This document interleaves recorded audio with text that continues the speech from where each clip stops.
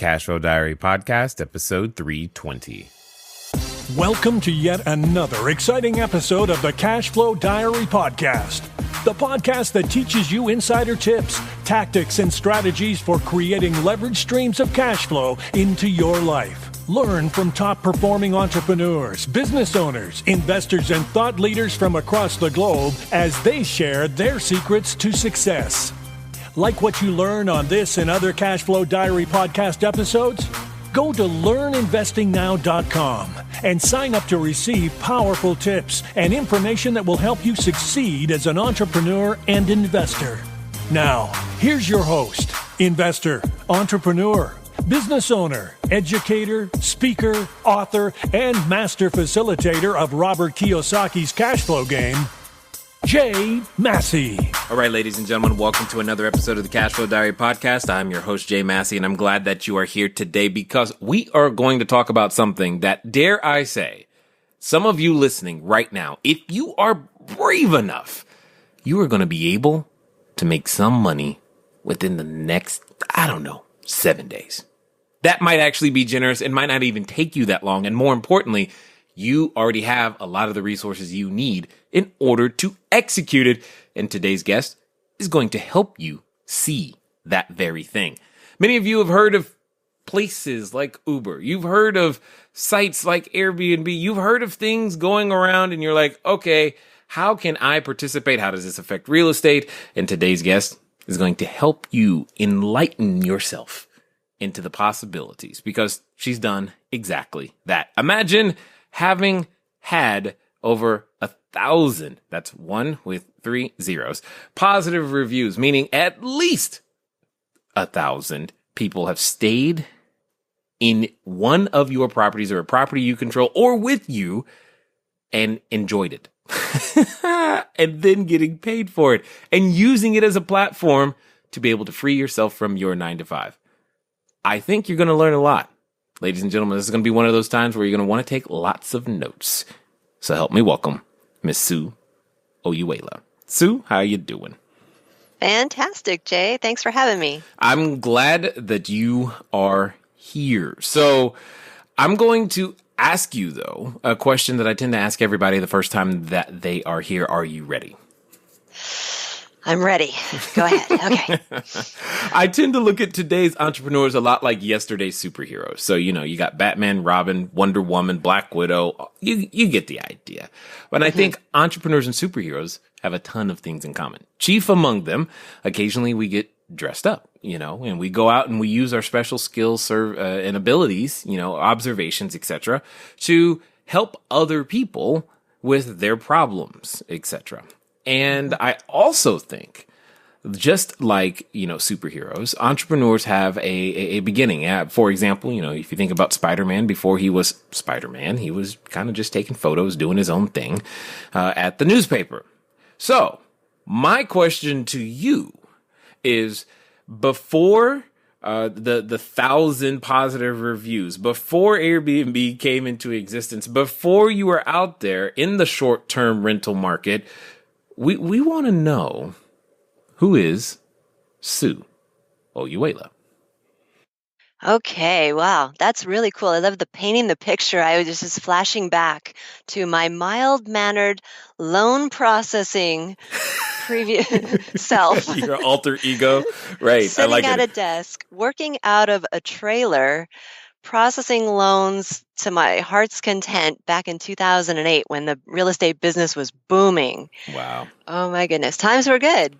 But I had glasses and I wore a suit and high heels and I was in a freezing cold air-conditioned box and working 12 to 16 hours a day, at least 6 days a week because it was my own business. So, you get to enjoy the money, but you also have to give your heart and soul to it. Yep. I can imagine. And was that your first entrepreneurial journey? Well, actually, I've been a serial entrepreneur all my life. Okay. The dream of having the time freedom and the money freedom to do what I want was always in my heart. And I've always tried other things all along the way, trying to find that right business that was just going to be the key to opening the floodgates of financial freedom. And I've struggled for at least 30 years trying to find it until along came Airbnb. What were some of the other things that you've tried in the past? Well, multi-level marketing was kind of fun. We Okay. did Primerica, Ale Williams. That's dating myself. Sorry. Wow, that's a while ago. Okay, all right. Many people Going don't way know back. they don't know the A.L. Williams days, but okay, keep going. Ooh, okay, we could just keep it at Primerica. Tried starting my own business. I had a fantastic idea for a scarf with a cell phone pocket for women who didn't want to have to carry a purse or Huh. out on the dance floor. That just didn't take off as well. Just a lot of different ideas, great ideas that were going to change the world that just never quite panned out, no matter how much effort and sweat and capital I put into them. And then Airbnb came along and was just effortless. And it was the Effortless. one. And I was so excited. I was like, everybody has to know about this. This is the key. This is the low-hanging fruit. This is the way to financial freedom that you can get started even if you have a couch. So the barrier to entry is very, very low. This is true. This is true. Now, interesting. I got an interesting question, or at least I think it's interesting. Would you, having all the prior experience, would you have been able to recognize the opportunity without all the other things you had gone through previously?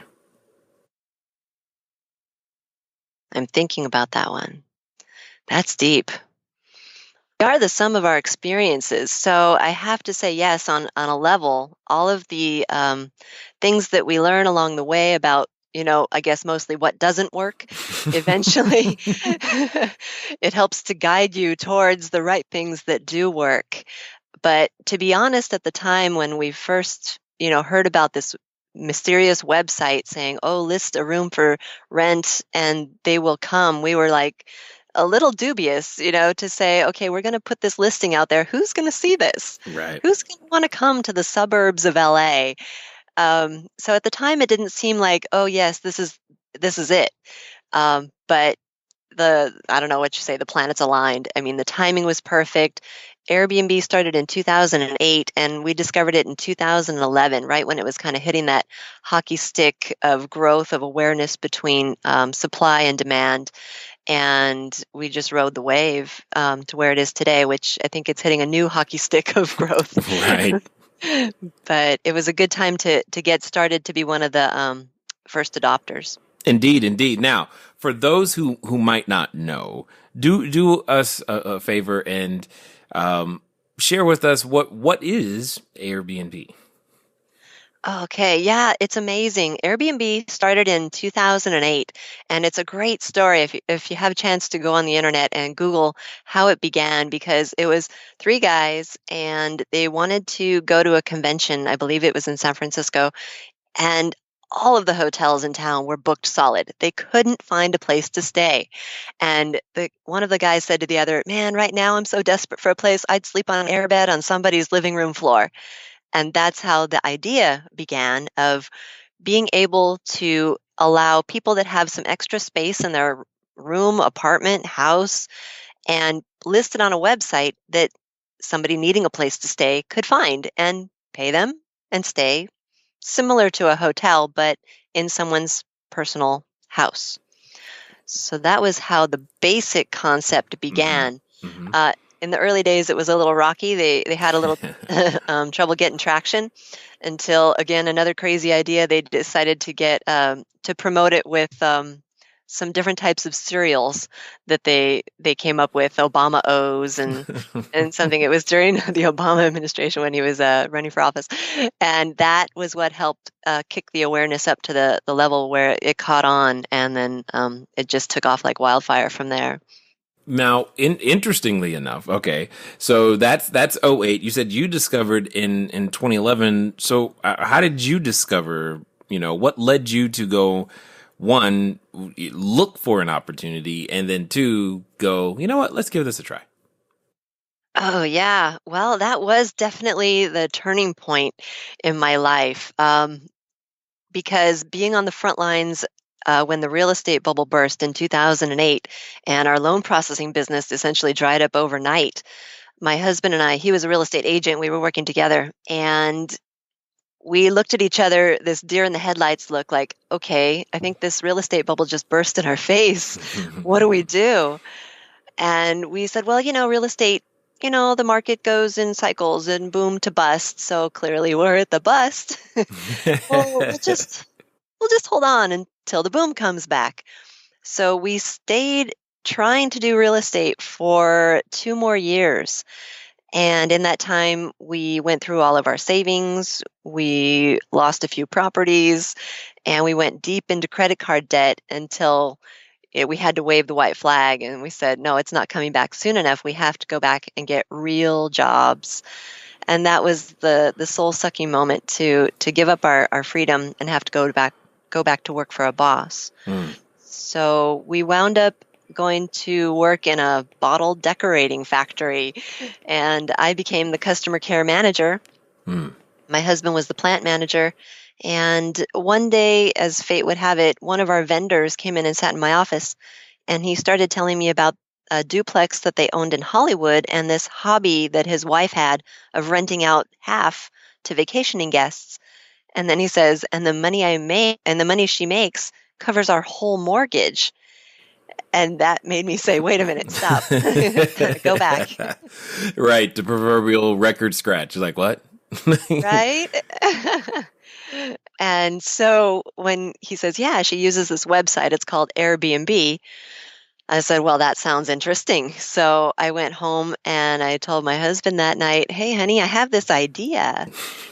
What if we try listing one of our rooms on this crazy website and see if anybody wants to stay in a cabin? Well, it's a shed, but we, called it the cozy cabin in our backyard in the suburbs of LA, 26 miles from where people want to be.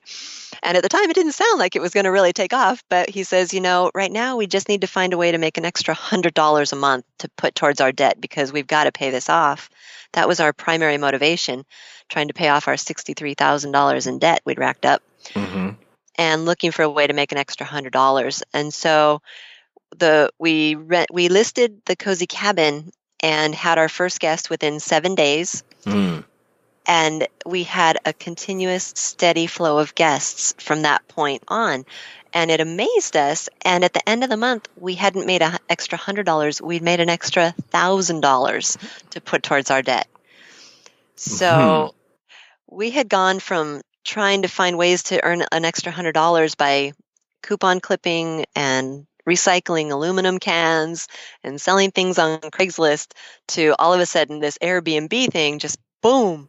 Right. So that's when we started really exploring the ways you can use Airbnb and really blowing it up. Indeed. Now, before we go too deep into that, I just want to underscore a couple of things for those that were listening. Is, just because you may be in a situation in which you don't like, i.e., working in a bottle decorating factory, never even thought about that. That doesn't mean you can't have your ears open for opportunity, because clearly you did. You had your ears open for opportunity. Otherwise, you wouldn't have been able to hear exactly what was being said. I am curious though. So since, that vendor who introduced you, have you taken him out to dinner at all? Yes. I had to go running back to him and say, you changed my life. And I was hugging him and crying, and it was beautiful. Yeah, it was a pretty special moment because that was just one of those, God moments that the right person walks in and you're listening, trying to find a way to make extra $100 is kind of where my radar was. And, you're open to anything at that point, and the right person shows up, and it's just kind of amazing. Now, let's talk about some of the logistics that you just said, because this I find very, very interesting. You said suburb of LA, 26 miles, and you're just trying to maybe get $100, and you've got we'll call it the cozy cabin in your backyard, and you're like, okay, maybe we can get $100 out of this. But when you realize at the end of that first month that it's $1,000, what kind of goes through your head? Well, it's really cool actually, because my husband, after 30 years of marriage and being married to a serial entrepreneur, every time I've come to him with the words, "Honey, I have an idea." He's strong, man. He's hanging in. So, when I came to him with this Airbnb idea, he just simply folded his arms, smiled, and looked at me and, sort of gave me that, "Okay, we'll try it, but show me the money" look. Right. And after that first month, after $1,000, he comes to me and he says, "Honey, how about we change your laundry room into an Airbnb?" Yes. So now Mr. Show Me the Money is coming up with ideas himself, and he's on board, and we're like, all right. So that was a good turning point. So out came the washer and dryer, and in went a full-size bed, and that was about it because it was a very small little room. Right. Right. And yeah, we just took it from there, and we just started blowing it up with adding more and more rooms. Well, go ahead. No. Well, I think that's one of the unique things about the way that you've chosen to approach the strategy of how to provide space is where myself and others, I know I like the whole idea of, the whole house, for a particular type of person or a particular customer. You started, I mean, in my head, even though we've done this, it still sounds, it's like, hold on, having someone in my same living space, that is still, I've got 4 kids. That feels like more than enough people in my living space already. So it's the idea of another person is just like mind blowing. But this is where you have been able to specialize and make things happen. Was there ever that conversation between you and your husband, like, you do realize we don't know this person and they're coming over tonight, right? Actually, I guess we didn't have to have that conversation because prior to that, we had hosted international students with a local college, and they would come here to learn English for maybe anywhere from 3 weeks to 9 months.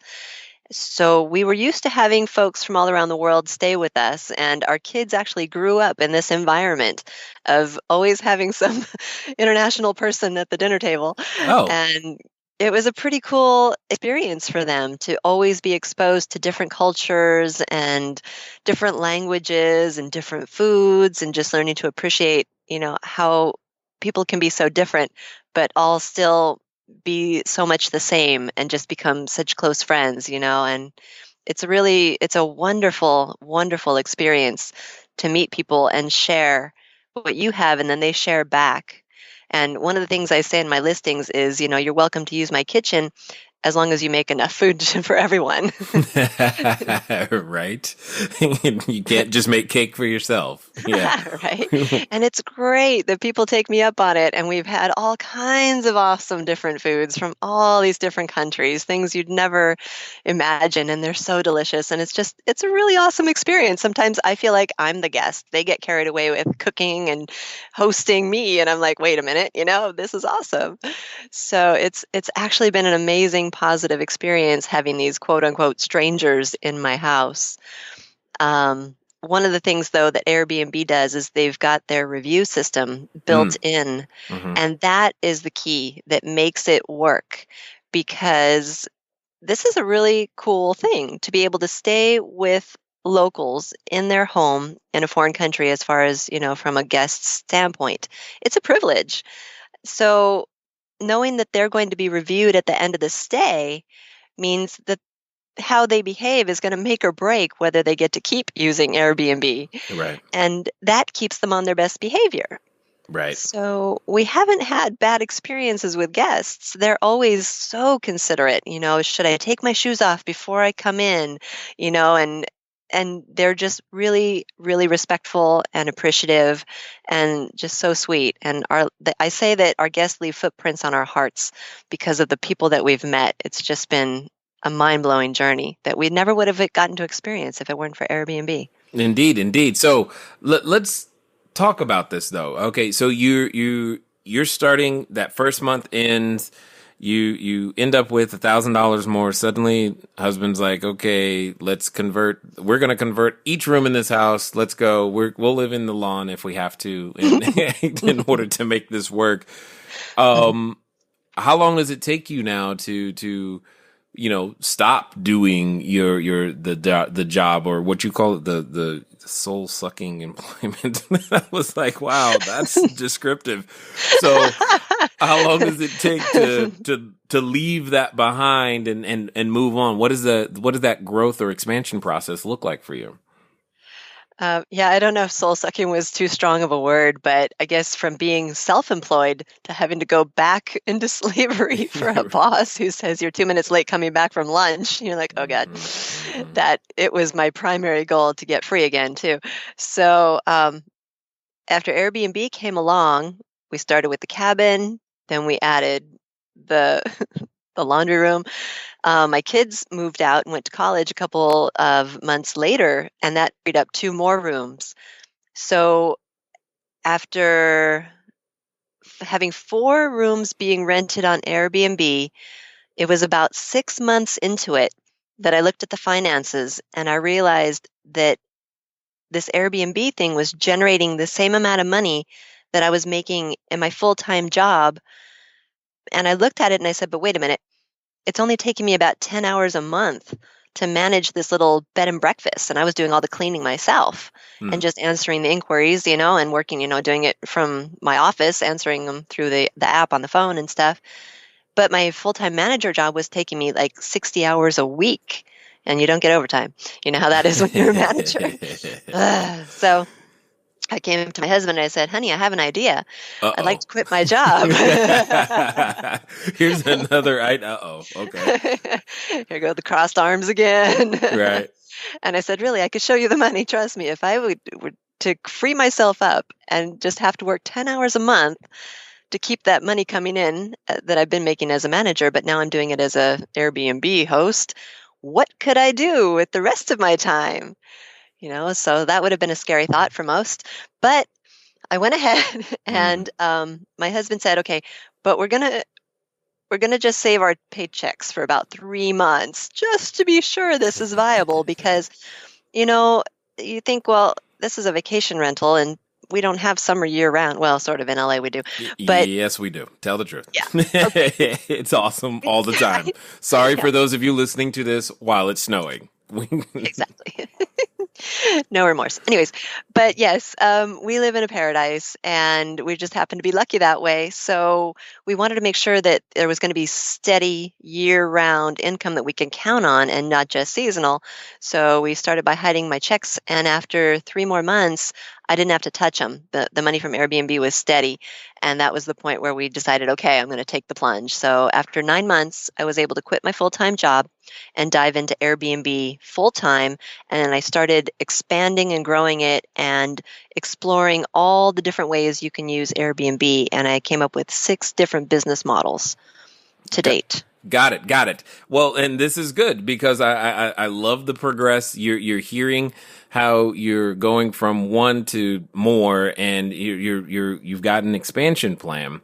What 2 things I kind of want to dig into. One is how do you go? Because it sounds like the first 4 rooms were all inside your house. And so I'm like, all right, well, how do you expand beyond that? Because I'm sure that's a question some people who think larger are thinking like, okay, great, but once I'm out of space in my own home, or if I don't want to use my home, what do I do? But which I believe will run into actually my second question of, you mentioned 6 different business models. What are they? One of the best things that I've found to be about real estate is the fact that there are so many different ways to quote unquote skin the cat. And what does that mean? That means that same single family house can be used in so many different ways. And today you're hearing different ways. So let me give you some ideas of what I mean. A single family house could easily be rented out to a person on a monthly, or a family on a monthly basis, right? We're used to that. But that same single-family house could become an assisted living facility. That same single-family house could become a movie set. That same single-family house, well, as you're hearing today, can have many other uses as well. So one of the things I want you to go out there and do today is think about how many different ways the deal you think you're looking at could actually be used. Like if you are in one of those markets where it's tough to cash flow, get a little creative on the income. And if you want some more ideas on how to get creative on that income, go over to CashFlowDiary.com/free book. Again, CashFlowDiary.com/free book. Pick up a copy of Cashflow Diary, 10 Steps to Creating Wealth in Any Economy. Now, let's get back to Sue and let's find out what those business models were. Well, after we used up every square foot of space in our own home. You can only buy so many sheds and put them outside. I understand. Right? Oh, my goodness. But yeah, so then we definitely needed to look beyond. So the next thing we did was rent other people's property. We didn't want to go out and buy tons of houses and stuff. So we just started by renting people's property and doing the same business model, which I call the bed and breakfast model, which is where you rent the individual rooms to people. I find that that's a lot more lucrative. It's every room becomes a little profit center. So we started with another 4-bedroom, 5-bedroom, 3-bath house. Got it. And put some on-site hosts to greet the guests and manage it for us. And then from there, we started branching out and offering reservation management services to people who liked the idea of making money with Airbnb, but just didn't have the time to manage it. So we did the reservations and said, here comes your guest, catch. And they would do the cleaning and the greeting. So that's been wonderful. And then we even discovered that you can do this with timeshares. So many people have timeshares that they're not using and may have never used, and they just get tired of paying those dues year after year for something they're not even using. Well, if you rent out your deeded week on Airbnb, you can make that money back to cover your dues and put extra cash in your pocket. Got it. So instead of if they've got a week or 2 weeks or whatever, that during that week they just make that week available on the site so that someone else could come in, and you're saying that more than makes up for the fees that they would normally be paying? Absolutely. Yes. So 1 week equals more than the year's worth of maintenance and fees that they're normally paying. Yep. Somebody just got excited. I don't know who they are, but hopefully they're learning. They're like, okay, I've got to pay attention to this stuff here. Yes, that's exactly correct. So your strategy then, because let's talk more about this idea, because I know many people have tons and tons of questions. So you said you would lease other people's real estate and then rent out individual rooms in a on-site host, so like a on-site property manager or something? Yeah, we call them our property caretakers. Okay. Yeah, and so they live on site in the house, and they take care of making sure that the common areas are clean, and they greet the guests and give them that little orientation, show them to their rooms. And then, they're there for questions, because one of the reasons people like to travel with Airbnb is they get that local knowledge, and they like to, find out about all the inside things and the hot spots and how to get discounts. So the property caretakers would provide that as well to the guests, that value add. And then that would reflect on our reputation as well, because it was all under one Airbnb account. Interesting. And you paid people to do that? That's cool. Well, actually, they paid me. No. The property caretaker paid? Okay, I got confused. I thought so the property caretaker paid you to be there? How cool is that? Yeah, that's new. Aha moment. Okay. I'm like, what? I'm learning things in real time. Why would someone? Because I've got it now, and otherwise I'm going to get a bunch of emails. Like, why would someone pay you to be there? I don't understand. To welcome the guests and clean the common areas and stuff. Why would they do that? Why would they do that? Well, as real estate investors, a lot of people are pretty familiar with the concept of negotiation. Yes. What we do is we find responsible young couples who are maybe living in an uncomfortable situation. So, for example, a young couple who had been married about 3 years, both going to college. He was out of the military.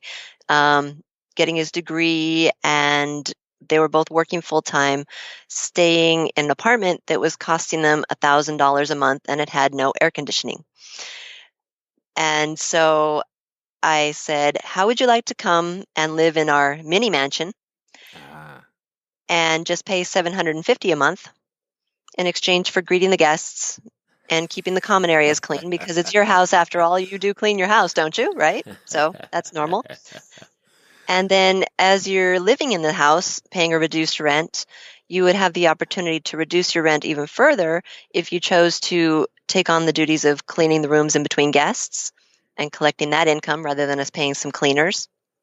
And you can provide private tours to the guests or airport transfers and charge them whatever you like for those services, so that eventually, if you really want to work it, you can live rent-free.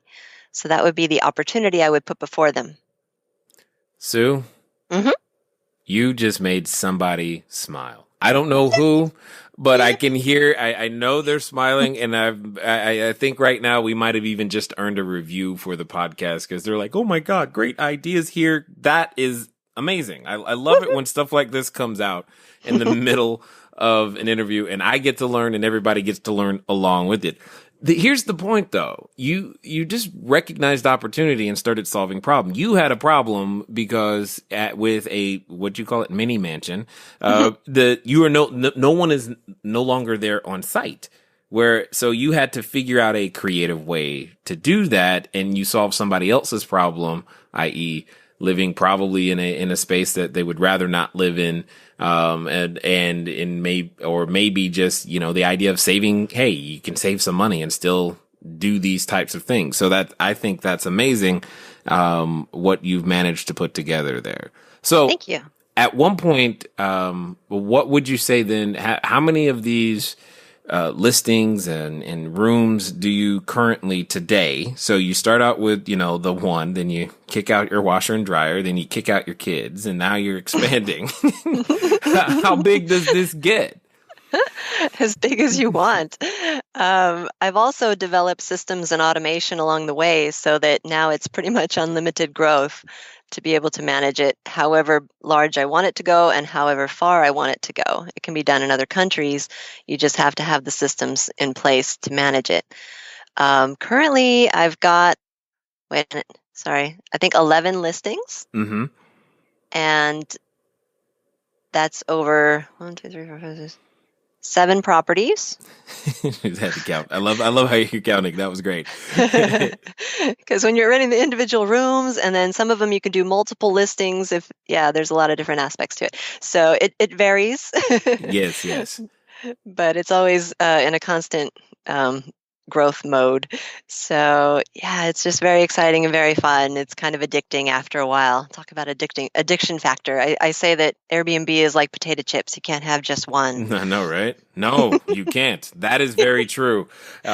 So with that being said, though, let's talk about the other side. I mean, there's a number of people out there who, they don't necessarily like it. They blame the short-term, these companies, Airbnb, HomeAway, Flipkey, what have you, for causing issues in their own neighborhoods or raising rents and all these other things. What say you to such things like that? Oh, thank you for asking. I mean, I respect their point of view, definitely, because we've been blessed with the grouchiest neighbors on the planet. And nice. Yeah, it's been wonderful. They've taught us so much, and we've been able to all get along.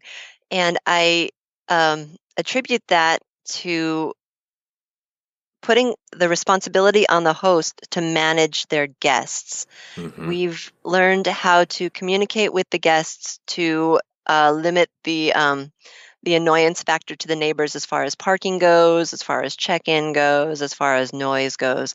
Those are usually the 3 main areas that the problems tend to revolve around, and it can all be solved with, hosts managing their guests properly through deep communication.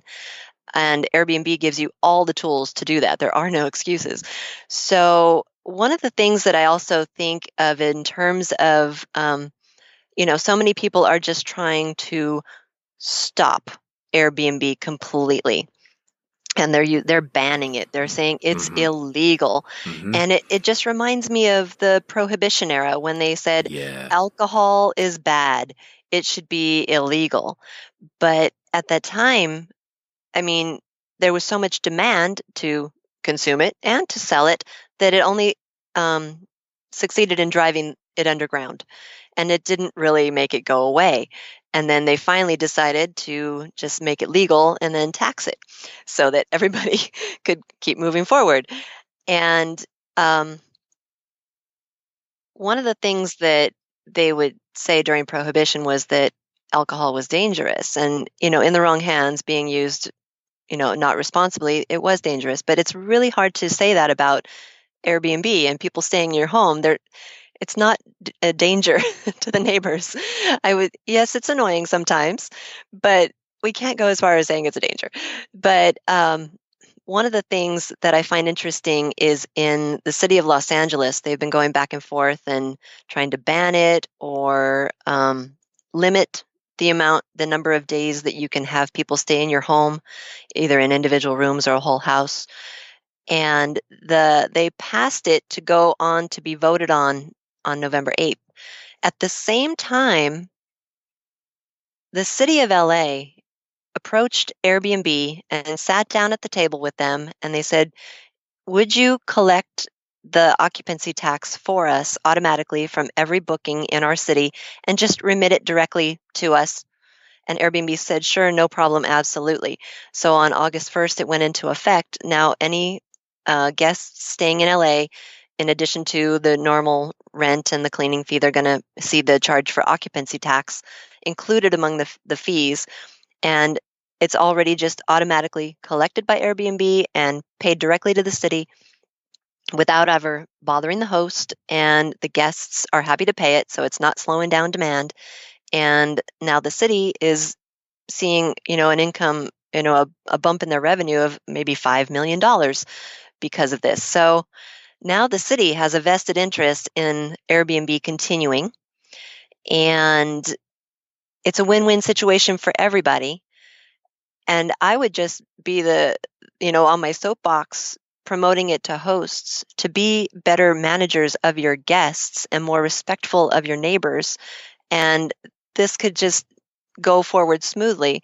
And they just came out with an article too about it's not really a threat to hotels in any way, which I kind of knew all along because so many people have no interest in staying someone else's house. They're like, give me a hotel any day, So I just see this as kind of like the Wild West right now, and we're working it out and we're moving forward. And if you jump in now, you're going to make a ton of money. And if you wait until they've gotten all of the laws and permits and taxes all worked out and legalized, that's fine too.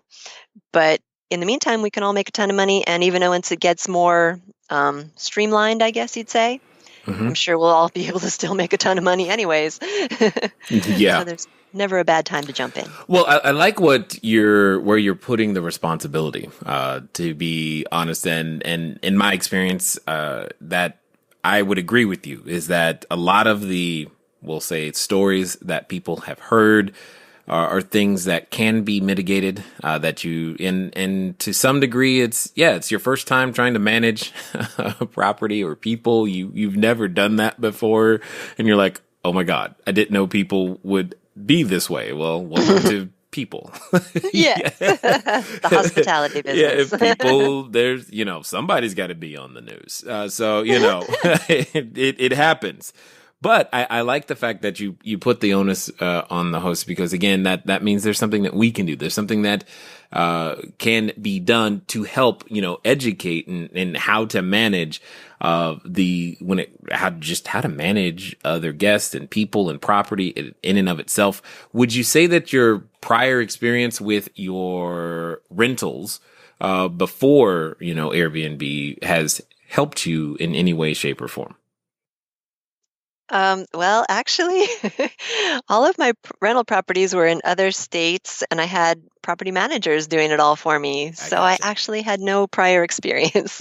Good. Well, that's kind of what I'm trying to understand is because some people might go, well, I don't know how they could be afraid of what you just said, managing and communicating to guests and people that are paying. They've not done it before.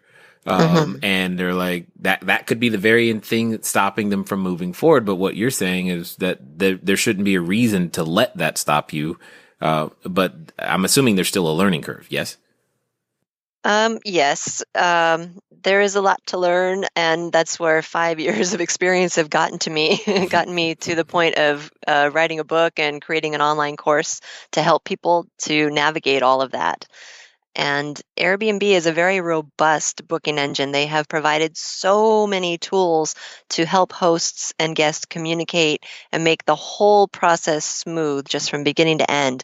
But it's become such a powerful tool over the years because Airbnb is now worth something like $30 billion, and they're constantly improving and putting more and more into it, listening to the people, giving them the tools they need to be successful, that it's become kind of a monster of a program to learn to operate. And but once you understand how to use all of the tools that they give you, it makes it very easy to avoid all of those, headaches being on the news and to just make it all flow very smoothly. Indeed, indeed. So with that being said, I know that there's a number of people, we've probably piqued a number of people in their interest in this whole idea of a different way of using even their own rental properties or apartment buildings. And you hear these stories of people converting buses and all kinds of stuff into places to stay. For those that would want to, Sue, find out more that you do have to offer and more that you have to teach and learn, what's going to be their best next step in order to get in contact with you and or just learn more? Well, I would invite them to go to my website and get a copy of my free ebook. The website is called doubleyourrentalincome.com. And the ebook is called The Secrets to Making a Six-Figure Income with Airbnb. And that would be a great way to get started. Okay, so by default, then you're saying a six-figure income is actually possible. It's not just a $100 here or $1,000 a month. Oh my goodness, it is so possible. That was the mind-blowing realization that my husband and I had when we looked at the money that was coming in from this. We were just amazed. I mean, when we first started out, we thought, well, if we rent a room in our house, what can we get? And, we're in the suburbs. It was like, $500 a month maybe. Mm-hmm. But when we started renting by the night for, what was it, $50 a night, which... that's dirt cheap, right? Because we're not where people want to be. And no. $50 for a hotel is ridiculous. So all we had to do was charge $50 a night, and we were making $1,500 on the same room. So it tripled our rental income. And when we started applying the vacation rental model to other properties and whole houses and everything, we found that formula to stay true and consistent, that we continually got triple the income that we were earning before. And so I just kind of wanted to say, the name of my website is Double Your Rental Income, because I like to underpromise and overdeliver. Nice. I like it. I like it a lot.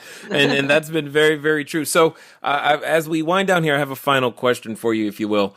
There's a number of people who have been considering real estate. They've been thinking about it for a long time. Or we'll just say that they're standing in front of the superhero outfit store and wondering, should I, shouldn't I? They're thinking, what kind of cape do I want to wear? What kind of superhero do I want to be? And yet, Sue, as they go out there, they hear your story. They've heard mine. They've heard all the entrepreneurs that we've had on before. And for whatever reason, they still have that voice in the back of their head. And I know you know that voice because you've done battle with that voice. It's that voice that comes up anytime we are trying to become bigger, better, badder, more than our present place. That voice that reminds us of who we're not sometimes. And for some people, they're even related to that voice. So let's pretend for a second that the person listening is actually going to follow through on the advice that you are about to give. And they're going to do so within the next 24 to 48 hours. What would you suggest they do? Wow, that's a powerful question. I love it. Um, well, as I was picturing them standing in front of the store looking for their superhero outfit, I wanted them to envision themselves taking off their landlord cape because for some, when they've gotten into real estate, that was not it didn't it didn't deliver what they expected. Maybe they had too many problems with tenants, maybe there were just too many repairs to make, I don't know what. It didn't pan out the way they expected. And they've gotten frustrated with trying to make real estate work for them, or the market's just not right, there aren't any opportunities anymore, or they've been trying to flip property and you just can't get the return on investment that you used to. But with Airbnb, the opportunities are all around you. So if you start to look through your Airbnb filtered sunglasses, you can see these opportunities now in a different way, things that wouldn't make sense for other strategies. And I would say go to the store, get your short-term rental automation master cape and put that on, and get your Airbnb filtered sunglasses and put those on and start looking for opportunity, because I believe that you can create your world the way you want it to be. And for everybody, that's different. But just to share my perspective, I guess, when somebody said, "Oh, you can create your world the way you want it to be," and I laughed and I said, "Okay, I want to get paid to go to the beach." And so, I find myself at the beach now accepting reservations on my cell phone and going, "Hey, check that out." So under my cape is a bathing suit and a pario, because that's the world I've created, that once living in this vacation rental Airbnb world, it I'm literally living like I'm on vacation every day. And I mean, not just in LA, because we have beautiful beaches and summer year round, but we just got back from Cancun and I went to Hawaii this summer. So it's created the lifestyle that I've always wanted. And I believe it can do that for other people too. So I just challenge them to put on that short-term rental automation master cape, get their Airbnb filtered sunglasses, and create their world they want the way they want it to be, with real estate and this higher and better use using Airbnb. Excellent. Well said. And I definitely appreciate your perspective on houses, whether that's the whole house, the small house, the prior landlords. You're giving a lot for a number of people to consider. And I think they will. I think we got their attention, and we'll see soon. But I definitely appreciate you taking the time to invest your knowledge, your experience, and expertise here with us at the Cashflow Diary. My pleasure. Thank you so much. I hope that it's changing people's lives right here and now. All right, ladies and gentlemen, you know what time it is. It's time for you to move at the speed of instruction. What does that mean today? Well, I think you should go to doubleyourrentalincome.com. Why? Because you know, like I know, that the job you have is a job you don't want to have for most of you. And yet you heard something today that was possibly different, possibly hopeful. And you're like, man, can I really? Well, one of the best next steps for you to do is to take some measurable action towards it. Get the book, but don't just get the book, read the book. And don't just read the book, do what it says. Because once you follow that process, you begin to see new things come into your life. Ladies and gentlemen, it's been fun talking to you today. I definitely look forward to talking to you soon. Until next time.